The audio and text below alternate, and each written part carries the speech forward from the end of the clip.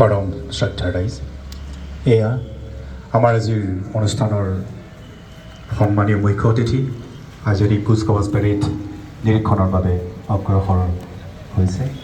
আপোনালোক সকলোকে আমাক সহায় সহযোগিতা কৰিবৰ বাবে আমি অনুৰোধ কৰিলোঁ। Touching horn, courting judo.